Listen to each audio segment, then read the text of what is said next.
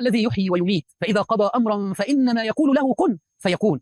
فالله سبحانه وتعالى إذا أراد خلق شيء أو فعل شيء يكون بأمره الكوني كن فيكون مباشرة، سبحانه قادر على كل شيء. خرج علماء الشيعة كعادتهم زاعمين أن هذه الصفة ليست لله فحسب، بل يوجد شركاء لله. زعموا أن الذي يقول للشيء كن فيكون هم آل البيت، يزعمون أن علي رضي الله عنه يقول للشيء كن فيكون، وأن آل البيت يتحكمون ويقولون لأي شيء كن فيكون. والعجيب أن آل البيت عندهم ماتوا مقتولين ومسمومين الأئمة، ولم يستخدم أحد منهم لا الولاية التكوينية، ولم يستخدم أحد منهم كن فيكون، ولم نرى مثل هذا، بل هو لله تبارك وتعالى.